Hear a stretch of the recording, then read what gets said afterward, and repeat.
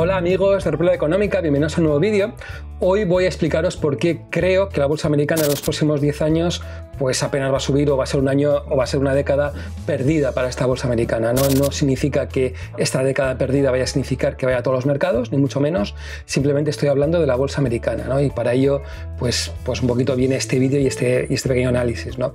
Bueno, antes de nada mencionar ¿qué voy a tomar por referencia? ¿no? Porque dentro de la bolsa americana hay muchos índices diferentes a la hora de seleccionarlos, ¿no? Sobre todo habría tres, ¿no? Y a la hora de hacer este vídeo había dudado entre coger los datos del Standard & 500, el Russell o incluso el Dow Jones. Al final he tomado el Standard & Poor's por la sencilla razón de que el Dow Jones tiene muy pocos valores. Al tener tan pocos valores, pues apenas representa el 30-35% de la capitalización de la bolsa americana. Y el Russell 2000, pues estamos hablando que representa alrededor del 90 y tantos %, pero también es cierto que no tiene tantos datos, no hay tantos estudios realizados sobre el Russell comparado con el Standard & Poor's, etcétera, ¿no? Incluso la capitalización que tiene el Standard & Poor's respecto a futuros comparado con el Russell hace que sean datos más correctos, ¿no? Entonces, bueno, sin más, ¿sabes? O sea, que si alguno quiere hacer el cálculo con el Russell o quiere hacerlo con el Dow, pues posiblemente os encontréis con unos datos bastante parecidos, pero bueno, yo he tomado el Dow, ¿no?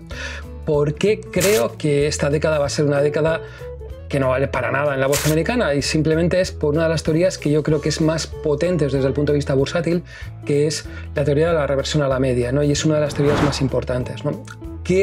¿De qué habla esta teoría de la reversión de la media?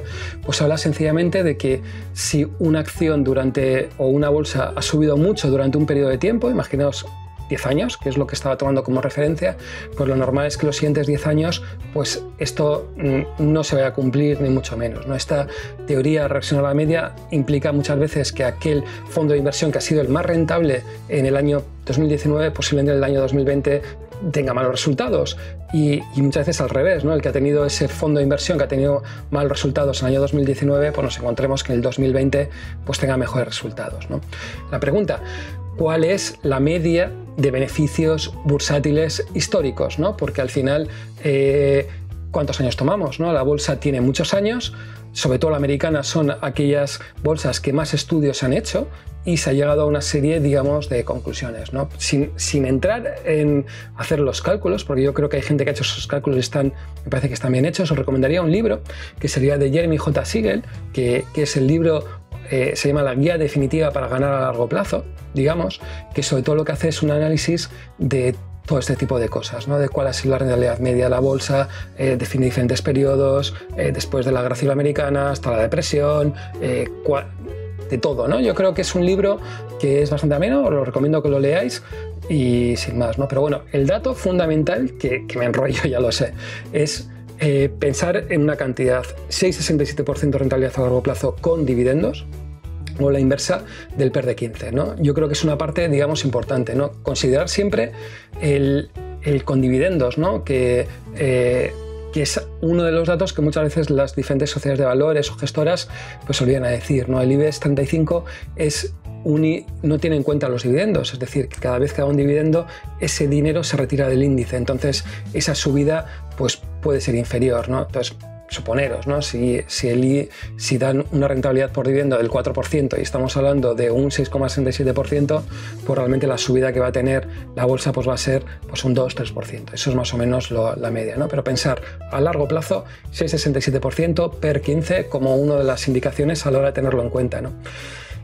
También, ¿qué me gusta de Jeremy J. Siegel? Que el libro que he leído es la segunda edición, ¿no? Y la primera edición fue hecha, yo creo que hace unos 15 o 20 años, ¿no? Y el dato, ese PER 15, ese 6,67% hace 20 años se cumplía y hoy por hoy se cumple, ¿no? Entonces yo creo que es uno de los datos pues que yo creo que habría que tener muy en cuenta a la hora de, digamos, de considerarlo, ¿no? ¿Por qué hablo de todo esto? Porque estaríamos hablando de una bolsa americana general del 6,67%. Bien, hay que pensar que este dato se tiene en cuenta desde antes incluso de la Guerra Civil Americana.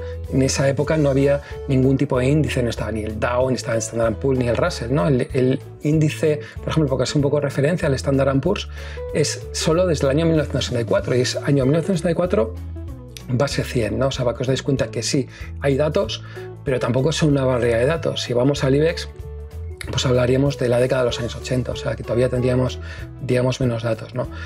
La media histórica, según Russell, estaría hablando del 6,67%. La media histórica que, por ejemplo, tenemos del Standard & Poor's 500 estaríamos hablando de un 7,9%. Calcula entre 6,7 y 7,9%. Pueden estar a veces esos datos, ¿no? Para haceros pues, estos cálculos, ¿no?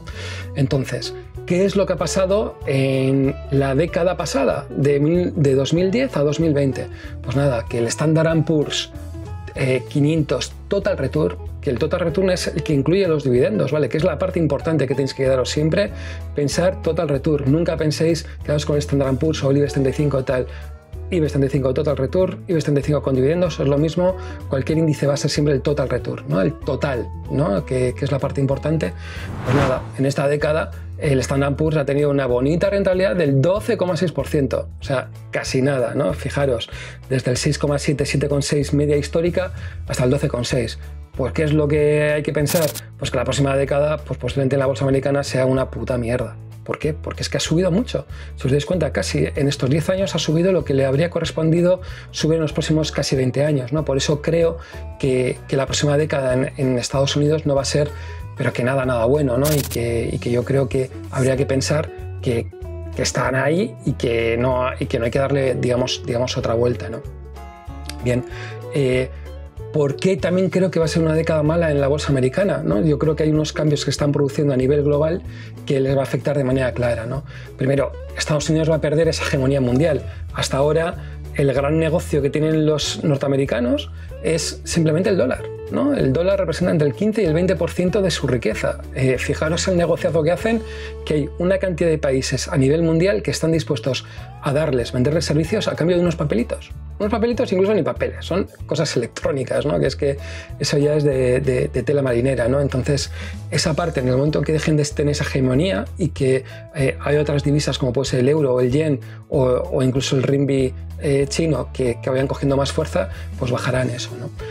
Luego, otra cosa que yo creo que irán perdiendo es el tema de la hegemonía de las tecnológicas, ¿no? Las empresas tecnológicas americanas han tenido una década prodigiosa, ha sido espectacular, pero cada vez tienen más competencia. Las empresas europeas y sobre todo las chinas, yo creo, son los que están empezando a hacerles realmente daño, y esos crecimientos de facturación, todo lo que han querido y más, pues yo creo que lo van a tener cada vez más complicado, ¿no? Incluso van a haber una serie de movimientos, como está habiendo en Europa, de cobrar una serie de impuestos a estas tecnológicas que va a hacer que esos beneficios tan estratosféricos que tenían, pues que se reduzcan, ¿no? También, ¿qué es lo que creo que va a pasar en esta década? Que otros países van a crecer más que Estados Unidos. El caso chino es claro, o el caso, por ejemplo, indio, yo creo que también va a hacer que todo esto vaya a cambiar, ¿no?